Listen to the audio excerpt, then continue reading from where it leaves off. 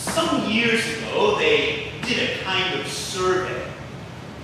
They went up to people and asked them, should there be a law passed banning dihydrogen monoxide? Well, before people responded, they were given this information. They were told that dihydrogen monoxide is a colorless, odorless, tasteless substance. It's a leading factor in soil erosion. It causes bridges and other metal objects to rust and deteriorate. It reduces the effectiveness of automobile brakes. It's a major component of acid rain. And although many people have gotten in the habit of buying and using dihydrogen monoxide on a daily basis, studies have found that if people then suddenly go without that substance for even a few days, they die. So what do you think? Should dihydrogen monoxide be banned? Before you answer, maybe you should know that dihydrogen monoxide is the chemical name for what we more commonly call water. Especially during these hot, humid days of summer, we appreciate how important water and other fluids are to our survival. For instance, if the amount of water in our bodies falls just 1% below where it's supposed to be, we begin to get thirsty. When the amount of water in our bodies falls just 5% below what it's supposed to be, we run a slight fever. At a deficiency of 8%, we lose our saliva and we aren't able, and we start to turn blue. At a 10% deficiency, we aren't able to walk anymore. And when the amount of water in our bodies falls just 12% below where it's supposed to be, we die. In the Old Testament book of Exodus, after the Hebrew slaves leave Egypt and begin their journey across the desert, one of the first things they call out to God for help with is water. They realize that without something as simple and basic as water, they're not going to make it. In the Psalms, the goodness and life-giving nature of water is lifted up. In the 42nd Psalm, it says that just as a deer longs for flowing streams of water, so our souls thirst for God. Or in the 23rd Psalm, God is praised for those times when God leads us beside still water. In the Bible, water is affirmed as a good gift from God, a vital gift that we need in order to survive from day to day. But at the same time, water is also portrayed in the Bible as being a potential threat. In fact, water, or more specifically, bodies of water, are often depicted as being the dwelling place of evil and chaos. For instance, in the Gospels, there's a rather strange story about how one day Jesus cast some demons out of a possessed man. And as those demons exited that man, they then entered into some nearby pigs, which then raced down the hillside into a lake and drowned.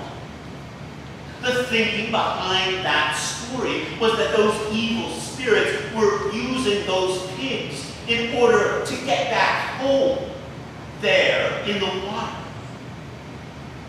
Or have you ever walked by a fountain or a pond and seen nickels and pennies and dimes lying in there?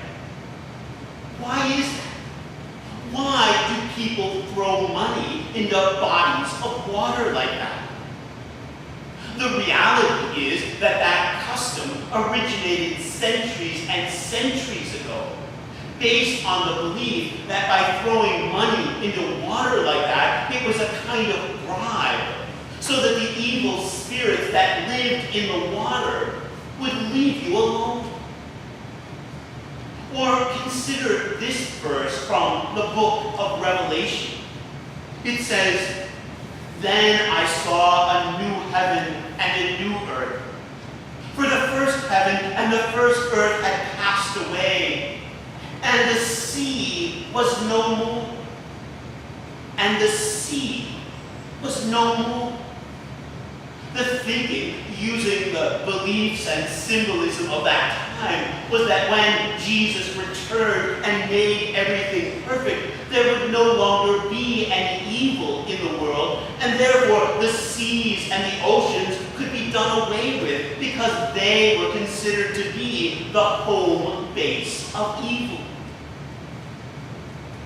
In 1735, John Wesley, an Anglican or Episcopal minister, who later went on to found the Methodist movement. In 1735, John Wesley sailed across the Atlantic Ocean from England to come over here to Georgia to become the pastor of a church. But along the way, a fierce storm kicked up, the waves rocking the boat, water pouring in, and the sails being torn to shreds by the wind. Wesley was terrified, horribly afraid that that storm was going to be the end for them. But as Wesley sat there in fear, he noticed that some of the other passengers, who were Moravian Christians from Germany, who were on their way to North America to preach the gospel to the Indians, he noticed that they didn't seem to be afraid at all. Instead, they were sitting there calmly praying and singing songs, singing hymns and psalms to God. When that storm finally ended and Wesley realized that they were going to survive, he always looked back on that incident as a turning point in his life. He says that he had always considered himself to be a person of faith. But when he considered how he reacted to that storm, and how those other passengers reacted to that storm, it forced him to realize that maybe his faith was not quite as deep as he had thought. Notice here in this story, though, that we just heard from the Gospel of Matthew, even though there was a storm raging as the disciples were sailing across the Sea of Galilee, their real fear didn't kick in until they saw Jesus. Until they saw Jesus walking toward them on the water. Why were they afraid of Jesus? Well, first off, let's consider what it means when it says that Jesus came walking toward them on the water. Again, the water, the sea, was thought to be the dwelling place of evil. And in the Bible, when it says that God puts our enemies underneath our feet, that's a way of saying that God gives us victory over our enemies. Like it says toward the end of Romans, the God of peace will soon crush Satan underneath your feet.